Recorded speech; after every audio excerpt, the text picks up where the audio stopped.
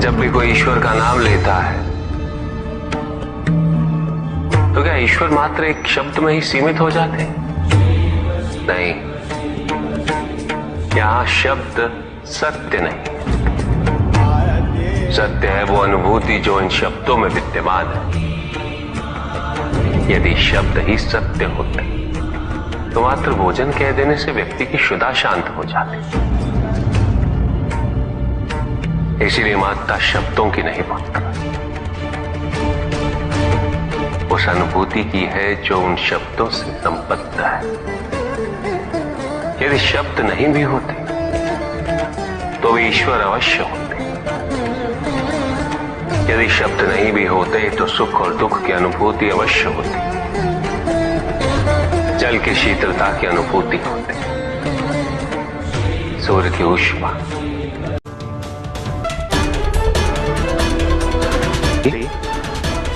आओ सती। सती,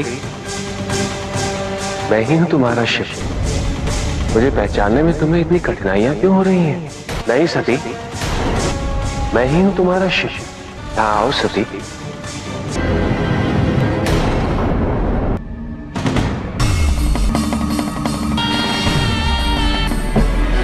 आप ही मेरे शिव हैं। मैंने आपको पहचान लिया, आप ही हैं मेरे शिव। उचित है सती, अब मैं तुम्हारा वध करके असुर राज तारकासुर की मनोकामना पूरी करूंगा।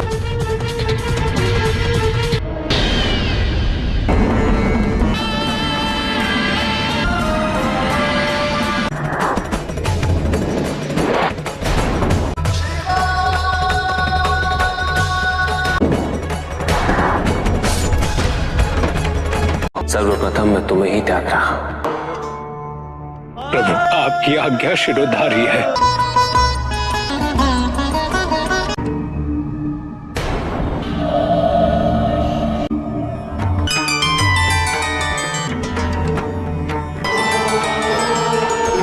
अब समय आ गया है, मुझे आप दोनों से विदाई लेनी होगी। मेरे पुनः लौटने तक आप दोनों मेरे इसी प्रतिरूप पर विश्राम करें।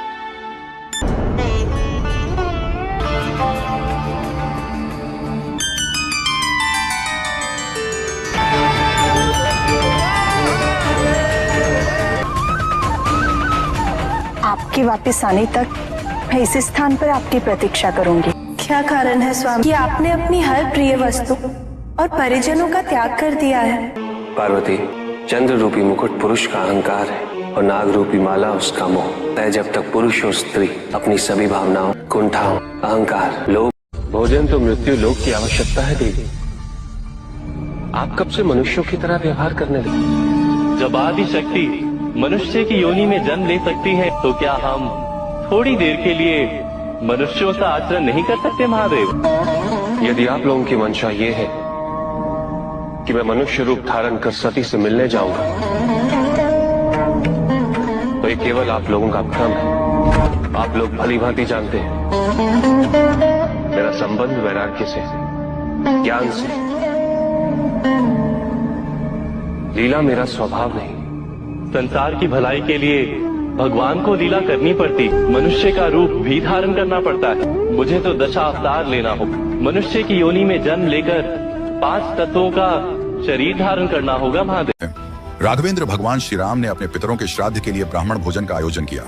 निमंत्रण पाते ही दूर दूर से ब्राह्मणों की टोलियां अयोध्या पहुंचने लगी। जब यह समाचार भगवान शंकर तक पहुंचा तो उनके मन में कौतूहल जाग उठा। वे एक वृद्ध ब्राह्मण का रूप धारण कर उन्हीं टोलियों के साथ श्राद्ध भोजन में पहुंच गए और श्री राम से बोले, मुझे भी भोजन करना है। अंतर्यामी श्री राम सब समझ गए। वे जान गए कि यह कोई साधारण ब्राह्मण नहीं, स्वयं भगवान शंकर हैं जो मर्यादा की परीक्षा लेने आए हैं। जब पंगत बिछी तो श्री राम ने स्वयं उस वृद्ध ब्राह्मण के चरण धोए, आदर से आसन पर बैठाया और अपने हाथों से भोजन परोसने लगे। लक्ष्मण जो भी परोसते, शंकर जी उसे एक ही ग्रास में समाप्त कर देते। पत्तल भरती जाती और पल भर में फिर खाली दिखने लगती। सब परोसने वाले चकित थे और श्री राम मन ही मन मुस्कुरा रहे थे। धीरे धीरे महल में चिंता फैलने लगी। माता सीता तक भी यह बात पहुंची कि एक ऐसे ब्राह्मण आए हैं जिनकी भूख समाप्त होने का नाम नहीं ले रही। श्राद्ध का सारा भोजन समाप्त हो गया, पर वृद्ध ब्राह्मण अभी भी तृप्त नहीं हुए। यह श्री राम की मर्यादा और प्रतिष्ठा का।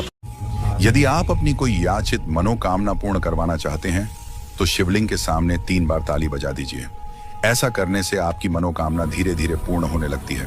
और अंत में यदि आप शिवलिंग पर मदार का पुष्प चढ़ाते हैं तो आपको यश, मान, सम्मान और वैभव की प्राप्ति होती है। जितने भी लोग शिव जी के भक्त होते हैं और जब शिव जी उनके ऊपर कृपा बनाते हैं तो उनको कुछ संकेत दिखाई पड़ने लगते हैं, जैसे कि उनके पास जो बेकार लोग होते हैं वो उनसे दूर होने लगते हैं और उनको बड़ा अकेला रहने का मन करने लगता है। जब शिव जी आपके ऊपर कृपा बनाते हैं तो वो सपने में आते हैं, कोई ना कोई आपको संदेश देते हैं, और नहीं भी अगर संदेश दे रहे होते हैं तो वह आपको दर्शन जरूर देते हैं। और जब भी आपको धन की कमी महसूस होती है तब पता नहीं कहां से जादू की तरह वो पैसा आ जाता है और आपके बिगड़े हुए काम बनना चालू हो जाते हैं। यही नहीं, अचानक आपको सब कुछ अच्छा लगने लगता है, बड़ा आप एकांत में रहना पसंद करने लगते हो, लोगों को जवाब देने से अच्छा लोगों को करके दिखाने पर फैसला करने लगते हो। ये वो संकेत होते हैं जब शिव जी आपके ऊपर कृपा बनाते हैं और आपको अपना अनन्य भक्त मान लेते हैं।